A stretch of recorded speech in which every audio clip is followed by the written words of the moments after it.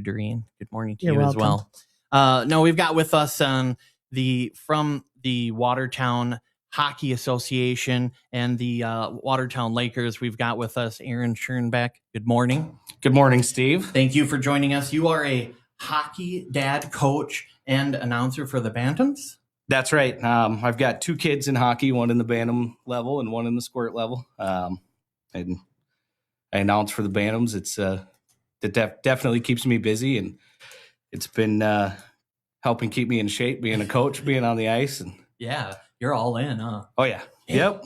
All right. Well, we appreciate you coming in, and there's a lot of, I don't know, I think it's always cool how these organizations bring in so many outside, kids and parents and all that. And people talk about the economic benefits too, but maybe talk a little bit background, how long has the Lakers been around and, all that? Yeah. So the Lakers have been around for longer than I can even tell you. I started playing when I was little in the mid to late 90s, and it was already a well-established organization at that time. Mm-hmm. Obviously only getting better. Yeah. It's a lot of things have changed since then. Mm-hmm. They're making things easier for new players to come in and learn about hockey and enjoy the sport and be part of the family, I guess. Awesome. They talk a little bit about the new arena, because that's kind of, it took a while to evolve and come to fruition. And now, you get this big mecca, if you will, of ice arenas that everybody's drooling over, even in other states. What do you think the impact's been on that? Yeah, so we are absolutely spoiled with this arena. It is by far the nicest in the state. It definitely competing with some of the top hockey states like Minnesota. Even some college arenas are under our level. Wow. We have 2 full sheets of ice now. We have plenty of opportunity to get new kids in, new programs in. Obviously, we brought in the new junior team, and all of that has had such an impact on the growth to the Watertown Hockey Association. I know we had over 50 new kids that wanted to try hockey at the beginning of this season. Wow. It's a pretty high number for just newcomers coming in. Mm-hmm. Yeah, I'd say. And when you talk about the hockey and the divisions and whatnot, how does that break down? What do you have available for that? So for the Watertown Lakers, we have our Mite League is our youngest league. There's players as young as 4 or 5 in that league. And then we have squirts, peewees, bantams, and then girls and boys, we have junior varsity, really accommodating all ages of our youth in our community. Mm-hmm. And then they can, once you get into like your varsity level, that's when are they eligible to go into the Shamrocks division of the NHL and things like that from the Lakers? Absolutely. Once you get into that age group, you can get yourself out there and use the skills that you learned and developed with the Lakers, mm-hmm. To see how far you can take it. Wow. Hopefully kids want to try and take it all the way, mm-hmm. It's kind of the goal. Yeah. Well, and I think there was even, there's that Carter Sanderson, right? He's, plays for USA, and maybe is he going to the Penguins or something like that? I'm not entirely sure of his path that he's taken, but he started in Pierre. He was drafted some way through the Pittsburgh Penguins and playing on a high level league still. So that's wild, South Dakota boy. So that's cool. Anything's possible. Yep. So you mentioned this a little bit in the beginning, some changes in the sport, and I can't imagine from 20 years when I was watching some of my friends in high school, what kind of changes have you seen over the years? So things are quite a bit different from when I played. A lot of things that have changed have been obviously towards making the sport safer. It is a competitive contact sport, and we want to make sure that the kids are protected while they're playing. So some things with the gear, some things with the rules, just to make sure that we do everything we can to prevent serious injuries. Also, the style of play has changed. Some of the rules within the USA Hockey administration have changed to encourage more competitiveness and creativity during gameplay. Some things like that, and some programs that have changed that have came up since forever that I can remember. Like a learn to play program is put on by NHL, NHLPA, and USA Hockey to help grow the interest and teach younger kids how to become a hockey player or just how to ice skate from the basics all the way up. And we have been blessed to have an opportunity with that Learn to Play program. They pick, I believe it's 6 cities throughout the nation, and you sign up for it and get full head to toe gear. And then you go in and learn how to play, and you learn how to play the new way. That's one thing that the way I played is quite a bit different. So if I was teaching my kids how to play from how I played, that program is a great help to even have the parents and potential coaches adapt to the new style of playing hockey. Yeah, wow.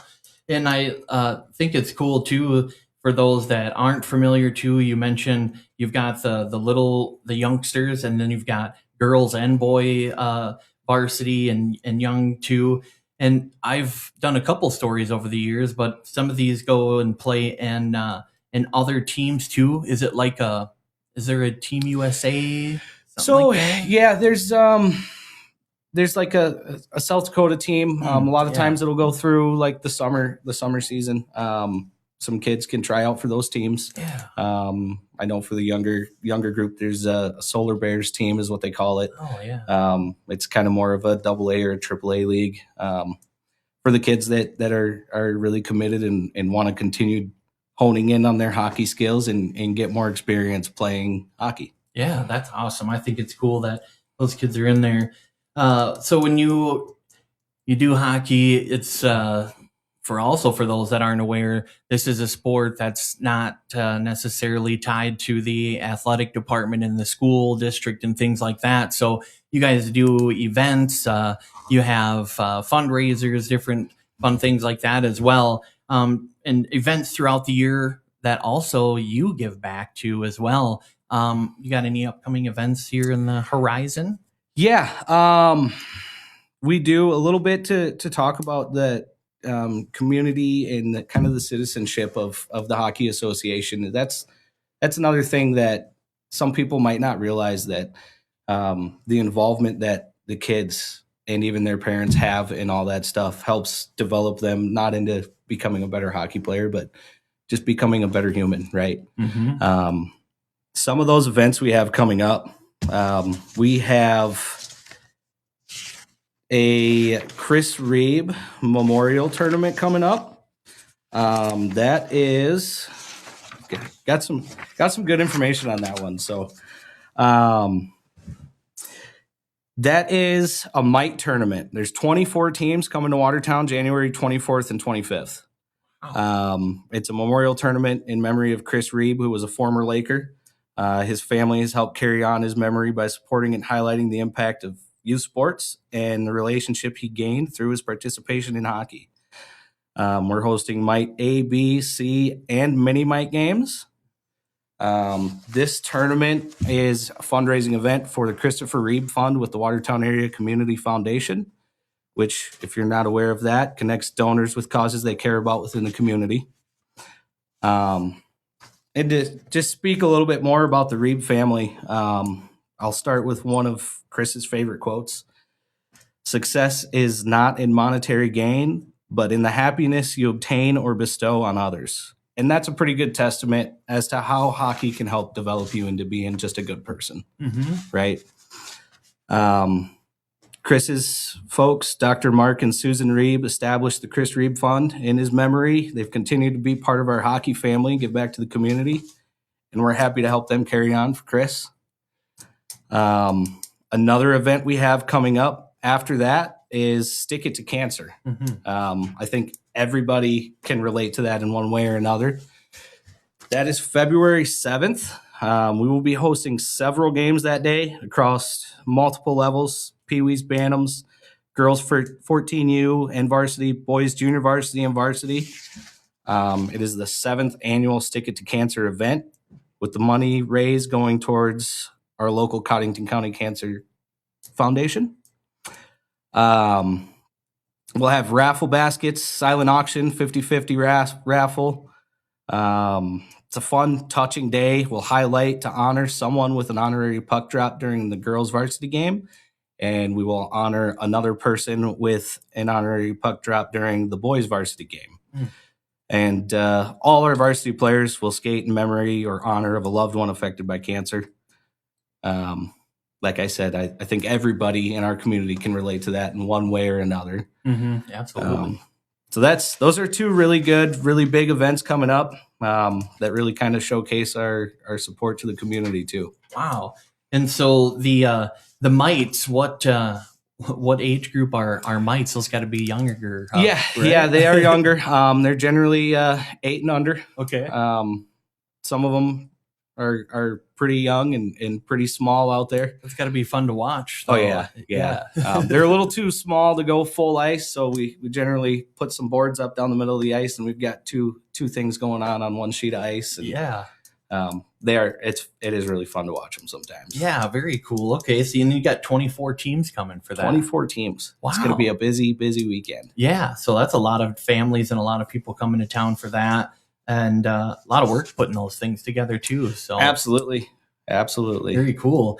Stick It to Cancer. You said that was February 7th. Can people donate to that, or purchase tickets, or raffle tickets, or what's the best way? Really the best way is come on out to the rink on February 7th. Watch a game. We'll have all our raffles and auction items there on display and ready to go. Mm-hmm. And you get to watch some hockey too. Yeah, it's a great way to kind of learn more about the sport, be a little more involved in it, and help give back too. Yeah, that's what it's really all about. And you're in the middle of hockey right now, so you've got if you go to your website watertownlakers.org, you've got the schedule right up there. So you've got games. You got a game like tomorrow, for instance. There's a girls' varsity game. Is that right? So, yeah. There's a handful of games tomorrow. Okay. I think they start at 11 and they go all the way through 3 o'clock. This is the last start time of. Okay. Holy cow. Lakers hockey tomorrow. And then there's some home games on Sunday. Plenty of opportunity to get out and watch some games this weekend yet. Okay. Awesome. So check it out on Facebook. You can go online as well. And so if you are thinking, either you're a parent or if you're a kid and you're not quite sure, like maybe you're a little nervous, you have to know what you're doing to check it out, or there's some people to kind of take you under their wing and show you how to play a little. And you don't need to know anything coming into it. Mm-hmm. We have some, like our Learn to Play program and our in-house mites program. We've got a great group of coaches across the entire league Mm-hmm. that will help anybody learn how to ice skate and learn how to hold a stick. Yeah. We have some availability to rent gear so that if you want to try it out and you don't want to go out and buy all that brand new gear, you can rent gear from us. We provide some gear for those younger players wanting to try it out. And I think they can check online too. There are even like scholarship opportunities for different I was going to say opportunities again, but you've got scholarship opportunities available for people too, as well. So yes, absolutely. Is there, I guess, what's the best way for people when do you start registrations usually for the season and practice and stuff like that generally? I'm not even sure really. You start I know we have our website updated every week. Okay. I know generally that August time frame is when we're really going heavy on registration. Mm-hmm. Some of our teams even start practice in August. Oh, okay, yeah. For the younger kids, it's generally a little bit later, start in September time frame. Oh, sure. Varies. Okay. And then it has the flyer here too for the learn to play, so people can just see more of that information on there. And here's all these the Squirt Slam. I just like the name. That one's over, but you've got different flyers on there that'll show different dates for everybody too, so they know that those are on there. Or if you know how to skate, you could be a referee, huh? Absolutely. Doreen? That you? No, Doreen doesn't know how to skate. I thought you know how to skate backwards and do the little twirlies. No. Okay. No. I guess you don't have a referee here. I don't know how to skate at all, but are there also like volunteer opportunities? Do you guys look for volunteers and things like that too, or do you need them? If anybody wants to volunteer to help out, get a hold of us on our website, Facebook page. There's always opportunities to help out, and we'll take all the help we can get. Awesome. And the Facebook page is Watertown Lakers Hockey. Want to make sure we put that out there too. There's a cool photo of a bunch of the players in the top, so you can check that out. So we mentioned that the Stick It to Cancer, that's going to be February 7th. The Chris Reeb, oh man, I flipped my page. That's going to be the January 24th and the 25th. That tournament sounds like it's going to be pretty awesome. Is there anything that we missed that you want to make sure we get out there and touch on? And I don't want to miss anything. And you can come back like every day. No, I don't think so. The biggest thing is, we're always trying to grow our hockey association, grow our hockey family, right? We pride ourselves on our sportsmanship, teamwork, and respect for each individual person, and the integrity and love of the game. Mm-hmm. And we are glad to have anybody new to come in and try it out. We'll take you in with open arms, and we'll teach you from the basics all the way up to the most advanced skills that we have the ability to do. Mm-hmm. Awesome. Well, and it's, about the kids. And I think that's what's great is just seeing some of the videos. If you go on Facebook and, the kids are just stoked to be out there playing, and the camaraderie and the teamwork. That's what it's all really about. And I think that's what you guys exude. It's great to have that in the community. I didn't know a lot about hockey until I started covering news more, actually. So yeah. So appreciate what you guys do for the community as an association. And I know that it goes a lot deeper than just, having fun on the ice. It gets a lot deeper than that. So just make sure you tell the rest of the committee and association we appreciate them and everything too. So absolutely. Yeah. Thank you. You have anything? I almost didn't ask. I have a question for you. Your career of hockey, what's your highlight reel? What do you remember when you played? Well, I actually remember the first time I stepped on the ice. I don't know how old I was, probably barely old enough to remember. I didn't know what I was doing. My dad brought me. He didn't know what he was doing. I stepped on the ice. I still had my skate guards on, and I fell flat on my butt. Someone walking by said, "Hey, you need to take those off, or else it's never going to work." And then I won. I was part of a team that won a state tournament in 2003, 2004, and that was just incredible. Not a lot of people have a chance to be part of a state championship, let alone win it. And the friends that I made along the way, and really, it kind of embedded a love for hockey within me. I did spend probably 15 years away from hockey, doing other things in life, until my oldest son said he wanted to learn how to ice skate, and I got excited instantly. I jumped up. I said, "Let's go find some ice and some skates," and it's only grown since then. Yeah. So, were you able to strap on and just skate right away, or did you I was really nervous. A little rusty. I threw a pair of skates on, and I was very cautious getting on the ice. But it didn't take long to come back to me, and I feel like I'm right back where I was now. Just hurt a little more at the end of each session. Yep, just a little leave the next day, maybe. And you remembered to take your skate guards off, right? Absolutely. And honestly, that's one of the first things I taught both my kids too, is make sure you don't have anything on your skate blades before you step on the ice, because here's what happens. So yeah, it was a good lesson that you never forget, right? Absolutely. Awesome. Well, we have with us a hockey dad coach and announcer, Aaron Schoenbeck.